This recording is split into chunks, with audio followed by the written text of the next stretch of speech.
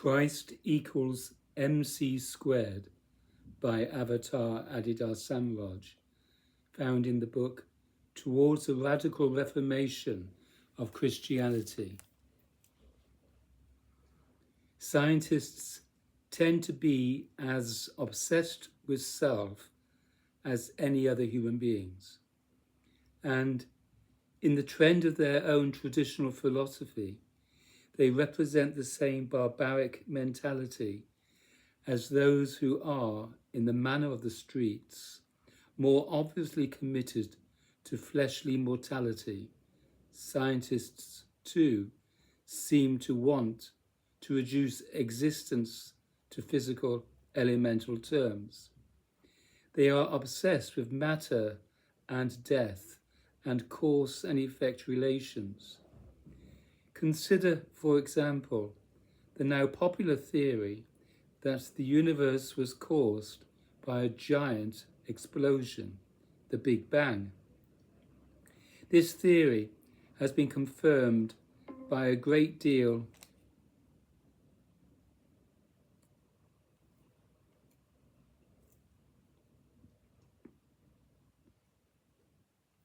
of physical evidence, and thus it has become the generally accepted view of how our universe appeared. This cosmology, like the physical laws considered by Newton, will probably always remain true on some level of experience, even though the paradox of such a view may become more apparent in the future. Somehow, the idea of the universe as a one-dimensional or strictly material event that suddenly begins and ends is basic to the popular and traditional understanding of civilized man. Physicists are currently considering the implications of the paradoxical fact that the physical universe is apparently not eternal, but began with an explosion. They are also confronting the unavoidable conclusion that everything that preceded the Big Bang can no longer be discovered and known. In other words, scientists cannot in this case find the ultimate material cause they are seeking, because any facts or information that existed prior to the explosion that created the material universe have been totally obliterated or transformed beyond recognition by that explosion. You can understand how this reasoning offends the conventional scientific mind, which is disposed to a total understanding of the physical universe in terms of the material sequences of cause and effect. Our scientists cannot fulfill their passionate elemental urge to thoroughly know about the physical universe, because everything that existed prior to the moment of the Big Bang was destroyed in the process. They cannot seek beyond it for physical evidence, it appears. Even more, some scientists have gone so far as to consider that the fact of the Big Bang is compatible with popular religious conceptions of the origin of the universe, such as that described in the Old Testament book of Genesis. Such a view proposes a necessary link between popular religion and popular science, or at least a point where science reaches the limit of knowledge and must either be silent or defer to the archaic poetry of exoteric religious conception. The philosophical alternative to ultimate scientific knowledge proposed by popular theorists would seem to be either never to be able to know, or else somehow to become religious in the manner of downtown middle-class churchism. But true religion is a greater conception than any that such theorists conceive. They are still talking about the creation myths of the Old Testament as if those descriptions were originally intended to be an historical record of fact, rather than a cultic device containing both esoteric and exoteric religious instruction. The Old Testament and other such popular scriptures were originally intended to communicate many dimensions of esoteric and exoteric meaning, although civilized people continually approach the ancient holy writings as simplistic and literal descriptions of the one-dimensional or material world of modern conception. But true religion is even a greater conception than that offered by the ancient books of Jews and Christians. We must therefore conceive of religion, both true and ancient, in greater terms than the popular mind conceives. Within the framework of great and true esoteric religious and spiritual consideration, there is ample room for our sufficient and comprehensive understanding of the physical universe, including the Big Bang and all the other illusions of matter. Nevertheless, truly to understand the universe of our experience is not a matter of tracing the pattern of material events back to some absolute original physical event or material cause. There may not be such an event or cause in any case. If we trace the one-dimensional chain of material events or apparent effects of causes, there still may be no end to apparent effects and causes. But if we accept the factuality and the implications of the Big Bang itself, it does seem that, at least with the ordinary mental equipment of man, we will never be able to go beyond a certain point, and so our prideful presumption of attaining complete knowledge about and thus superiority over the universe in which we are appearing will, we must admit, inevitably be frustrated. Today's scientists may be busy discovering all kinds of things, but they are, by virtue of this consideration, beginning to realize that they are all something like plumbers now, you see. They are no longer in the business of discovering and disseminating ultimate knowledge, and so their priesthood is in doubt. But let us consider whether a truly illuminating understanding is possible for us. Perhaps there is a conceptual link between the highest considerations of scientific inquiry and the highest considerations of true and universal religious and spiritual realization. Consider this. While the present configuration of matter, or the apparently material universe, can be perceived as an effect of a chain of material causes originating with the Big Bang, and what presumably was the case even before it, the material universe itself and as a whole can also be considered in every present moment to be the expression of a dimension of existence that is subtler and greater than the material universe itself. Therefore, we may also perceive and conceive the physical universe to be arising within and in some sense as the effect of another dimension that is hierarchically senior to it, and yet perhaps otherwise invisible or inconceivable from the materialistic point of view of the conventional and one-dimensional position of perception and conception. In fact, I am certain that we must realize just such a perception and conception of the universe in order to have an authentic science and an authentically human culture. And the formula E = mc² is perhaps best understood as a specimen of the very conception I am suggesting. When its true implications are taken into account, Einstein's equation of energy and matter, expressed in the formula E = mc², represents the possibility of a multidimensional interpretation of the total universe in which the so-called material universe is realized to be a paradoxical entity or process. The conventional philosophy of Einsteinian physics considers the material universe in the very primitive terms of the medieval mind, against which science was supposed to have rebelled.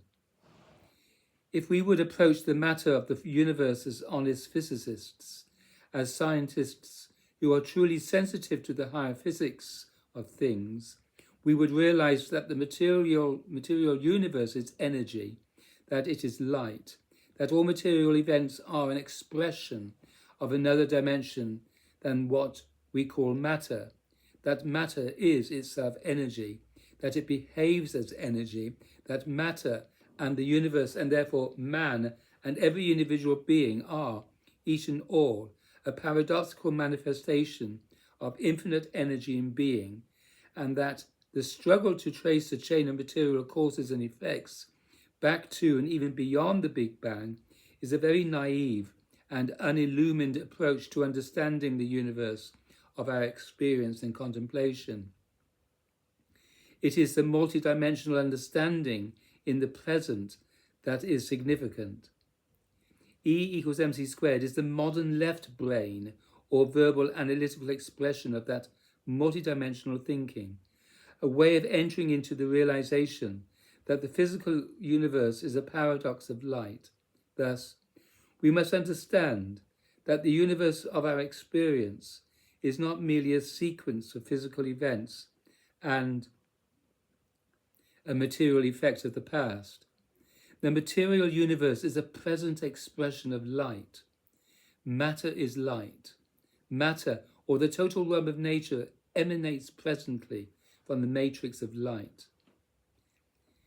The obsession with one-dimensional cause and effect relations and the materialistic ideal of tracing the configuration of the present moment back to the Big Bang or some other material cause are motivations founded in the barbaric, or at least archaic, mechanical principles of Newtonian physics and the medieval dreams of Aristotelian philosophy, and not at all in the ecstatic and liberating realization of the paradoxical reality in which the total world and man are appearing.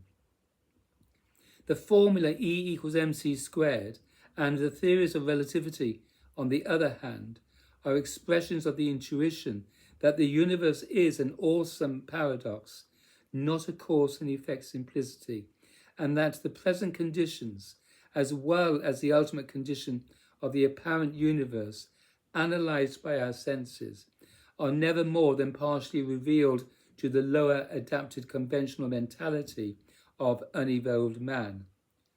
Just so, one of the ultimate consequences of this paradoxical conception is the conviction that matter is now energy, an expression of energy, a process of energy.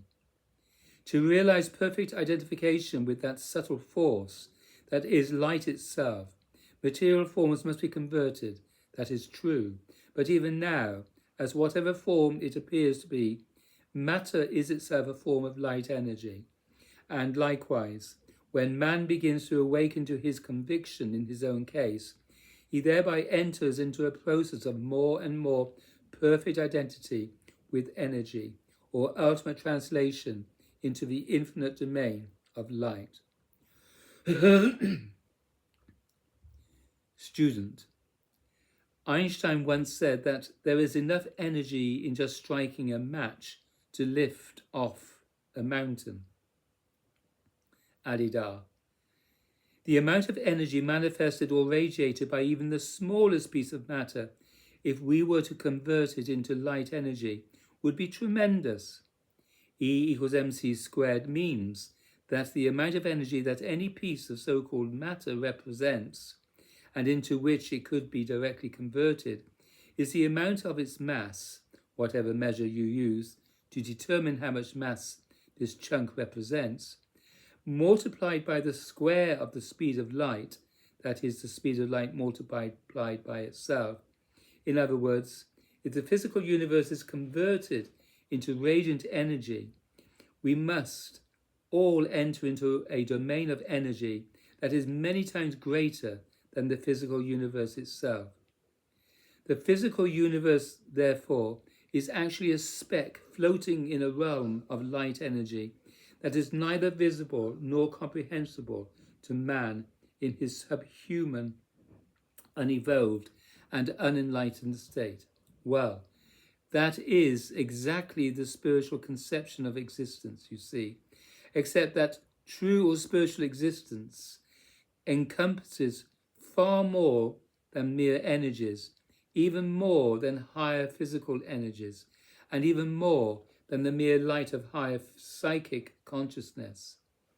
The entire psychophysical universe, including you as you now appear, as a superficial, unnecessary and free or non-binding expression or apparent modification of the absolute, all-pervading, radiant divine consciousness.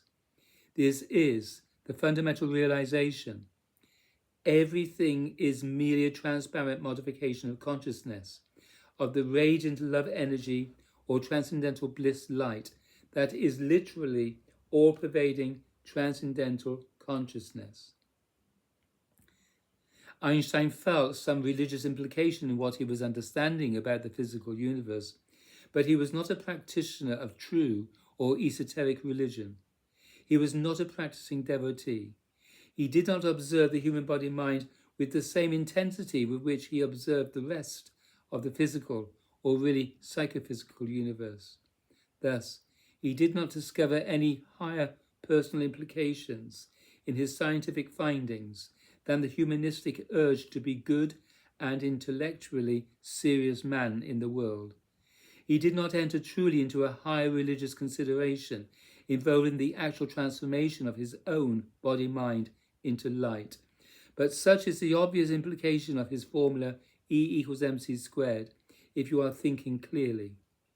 What is true of the physical universe and the total world is also true of this human psychophysical being. Energy is our condition already. The body-mind comes out of energy, as does the entire world. And all of this and us must ultimately and will inevitably return to the realization of prior identification with energy and with the radiant transcendental consciousness that is the light and true truth and self of the world.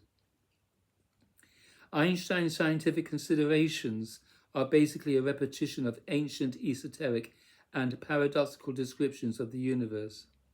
His work has legitimized in the mathematical, scientific terms of the 20th century a certain level of higher consideration about material existence. We have, in both the popular and academic areas of our industrial societies, accepted the general and technical implications of this very sophisticated and elaborate understanding of the elemental world, but we have not realized what that understanding implies about the world and about man altogether. We are still suffering the cultural limitations upon which our scientific civilization has always been based. Scientists continue merely to think and doubt and exploit the worldly powers of their own enterprise, and they have not yet supported the creation of a total human culture based on the implications of their own discoveries to date. E=mc² actually and exactly means the same thing to us today, to our nervous systems, to the individual body-mind or being, that Christ is risen from the dead meant 2,000 years ago. E=mc² is exactly what Christ is risen from the dead means. E=mc² is good news.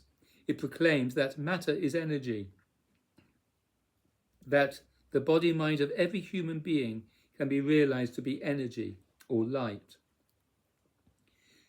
What does this communication mean in human terms? It means that you are energy. However you may be described altogether, you are not matter. Matter is dead stuff, a dead end, a solid and separate and only mortal thing, but matter does not exist in any case.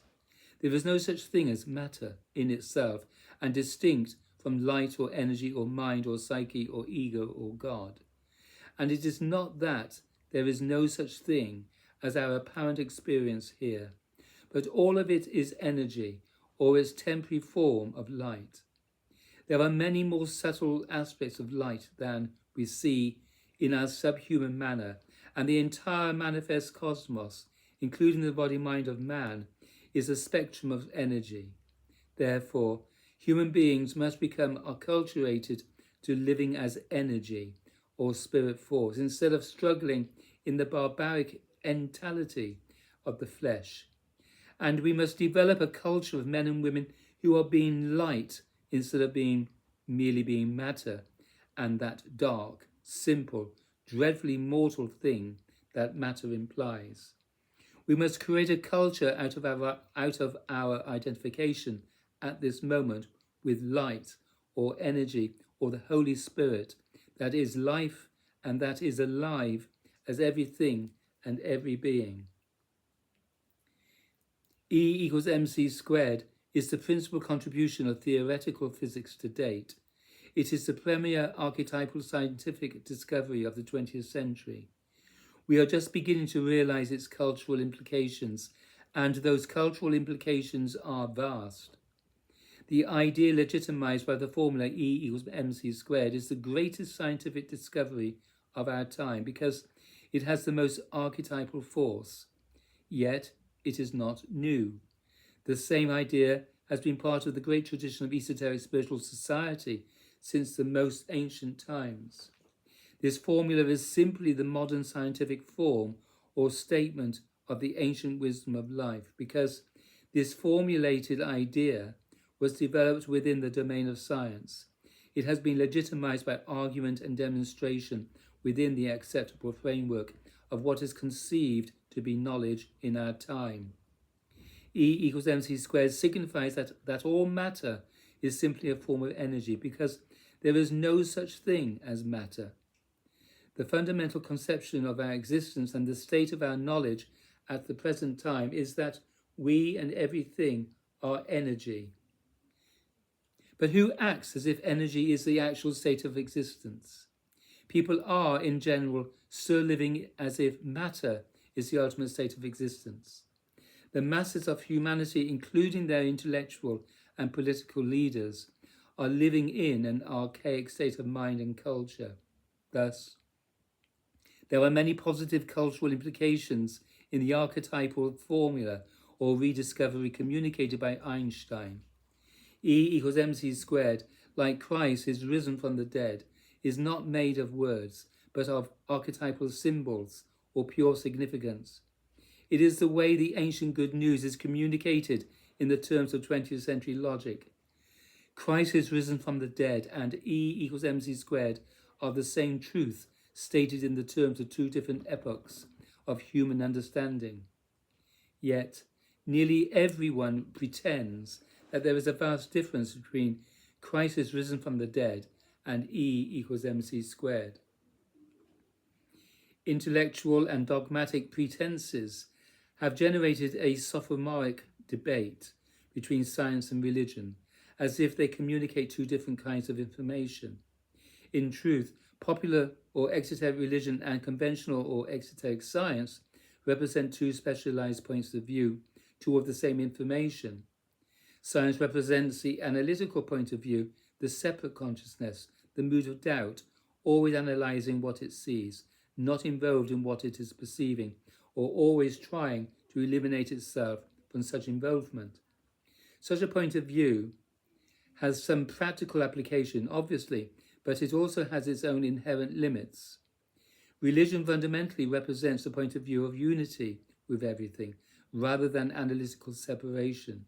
It expresses the right-brained mystical and intuitive consideration, rather than the left-brained or verbal consideration. At some point, we must come to realize the hierarchical relationship between these two points of view. We must understand that the mood of unity is the highest or most fundamental point of view, and therefore the most essential cultural orientation. Thus, humanity must devote itself to true religion, to spirituality in its truest most esoteric sense. A greater, even more primary archetypal discovery than E equals mc squared is also concealed in the native state of religion. The reason that higher truth is yet hidden is that the only religion people commonly know about is essentially a banal, poetic, fixed-mindedness. Popular religion is not a living inspiration full of transcendental wisdom, and esoteric religion is ultimately comprehensible only to adepts. E equals mc squared is transcended by the truth greater than Christ is risen from the dead, greater than the fact that matter is a species of light, utterly capable of direct translation into light. It is certainly true that matter is light, but the truth of existence is greater than that. Yes, the realization of truth does include a literal transformation within the body, wherein the body is realized and demonstrated to be light, as it is popularly believed to have been the case with Jesus of Nazareth. Spiritual growth is indeed a matter of man's entering into the domain of energy. It involves the repolarizing of the energy of the body or nervous system from toe to crown, while also maintaining the capacity to express that current of energy from the crown to the toe, and thus to live the full circle of the human structure in peace. But the ultimate realization is a transcendental awakening into the domain in which even light or space or change or energy is matter, or the body or nature itself, which is essentially the play of light, are all arising. What is the condition, capital C condition, or ultimate domain in which light exists? What is the condition in which nature, capital N, nature exists? We tend to think of nature in the archaic terms of material processes, but we now also presume that E equals mc squared, that nature is only light or energy. What then is the condition or place in which light energy is arising? The realization of that condition is the ultimate religious, esoteric, and spiritual discovery. Truly, energy is arising in the transcendental, absolute, and perfect domain that is consciousness.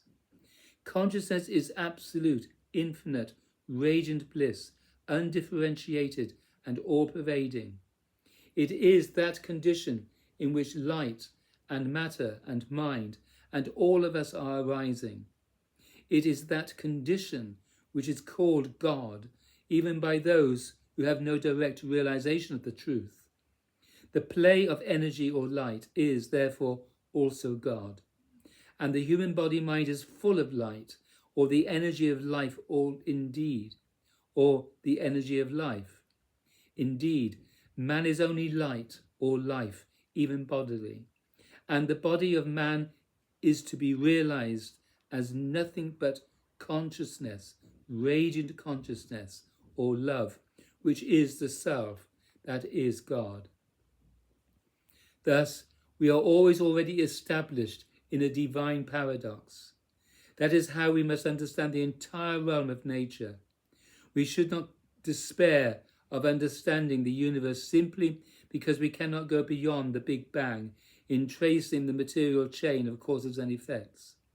We may be deprived, at least as man, of a certain inspection of the mechanics of great material processes, or we may not. Perhaps everything can be intuited. If we can enter into the domain of the psyche, the higher mind, or the consciousness of light energy in its subtler aspects, perhaps we can then discover even the causative processes of material existence that existed previous to the Big Bang, and that are otherwise unavailable to inspection by bodily or gross physical investigation by man. Like the higher wisdom or truth itself, this intuitive capacity is also hidden in religion. It is simply not considered or utilized by the current scientific establishment and our conventions of knowing. The conception of E equals mc squared is arising in the transcendental depth that is consciousness, capital C consciousness. just as are the self-idea and the subjective consciousness of the individual. The subjective or egoic self or body-mind is realized in the seventh or perfect stage of life to be not other than energy. It is not merely self-contained or objectively experienced bliss, but it is ecstasy, or a realization founded on self-transcendence, or the perfect sacrifice of the body-mind of the individual. It is love, energy, radiance, and absolute consciousness. Everything is realized to be simply the modification of that one self and reality, who is absolute consciousness and absolute energy, undifferentiated, transcendental, and all-pervading. That is God and the truth of the individual self. That one may be realized to be one's very self in ecstasy when one transcends the subjective or psychophysical self-reference and enters into God consciousness truly. That one may also be felt in relationship, pervading all experience, and that one may be felt as a divine personality, great beyond ordinary conception, but nonetheless a person, not mere energy like the rays of the sun, but consciousness like the sun itself, alive, pervading all, transcending all, existing as all. Presently, in the cause and effect terms of time and space, you cannot go beyond the Big Bang to account for yourself. You can, however, enter into consideration of the superdimensional realm of which matter truly exists. That is an altogether different consideration of physics. What is the capital C condition in which light arises? When that condition can be conceptually presumed through mathematical and technological consideration of phenomena, then those who are presently bound to the subhuman limits of popular scientific conceptions may realize a much higher cultural stage of human life. That cultural realization will bridge the gap between religion and science, and ultimately between esoteric and exoteric knowledge. It must be presumed deeply in the psyche that matter is a form of energy, a modification of light. But we must also see that light, energy, change arises within the infinite radiant of transcendental consciousness. And what that means is that matter, and therefore the human body, likewise arises in consciousness, since matter can be rightly conceived only as a modification of light. This higher and practical consideration must be brought into the scientific realm of physics, so that the scientific consideration of truth can begin to be understood in its fullest sense. This is an exalted consideration. It is not a street-level salvation gospel. It is available to ordinary people if they will be converted to true and esoteric spiritual practice. But the origin of the fulfillment of the consideration itself is founded in a most high and ultimate realization that exceeds all the limits of the body-mind of man. The analytical description of the universe in which current scientific formulas like E = mc² are appearing should begin to be accepted and legitimized within the greater framework of spiritual understanding that I have proposed. How can we legitimize this conception? How do we bring true religion and esoteric spirituality out of the closet, or really the cultural concentration camp to which they have been relegated by all the barbaric and absolutist propaganda of scientific materialism? Religion is the cultural idiot of the modern world, while science is the TV hero of all the news. But the traditional and current popular state of science and the materialistic culture it promotes does not permit a fully illumined or enlightened or peaceful, happy life. The higher and spiritual implications of revolutionary contemporary physics must be understood relative to man, to the individual. Our scientists must therefore move the frontiers of science from theoretical physics to biophysics? What is the significance of E equals mc squared for the human body mind? How do we promote and establish cultural ideas that enable all men and women to function and grow as light or energy rather than as lifeless matter? We must presume, based even on our present understanding and application of theoretical physics, that matter is energy. Then what about our understanding and application of biochemistry, biophysics, human anatomy, human life, human culture? What will we do when we take the discovery of the relationship between matter and energy seriously? How do we make medicine out of the understanding that the human body is energy?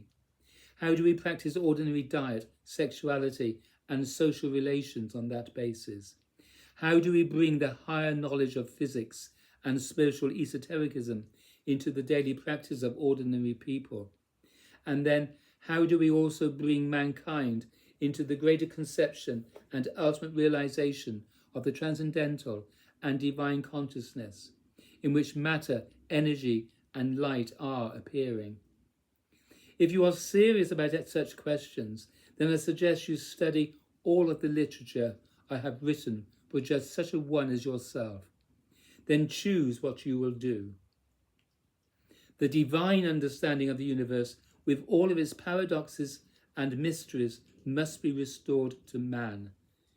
Human beings must be allowed the greater and truly human culture of self-transcendence in God communion, wherein they may also enjoy the benefits of cooperative life, peaceful human existence, perhaps even some technological sophistication, since there is nothing inherently evil about technology, or even whatever simplicity a person may choose if he or she prefers to be very simple about the ordinary affair of material existence.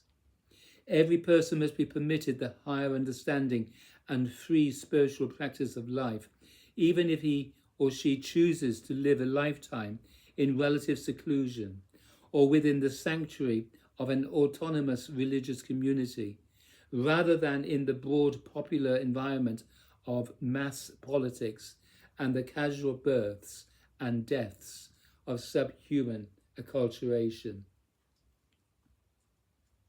Thank you, Adidar Samraj. I love you. Da.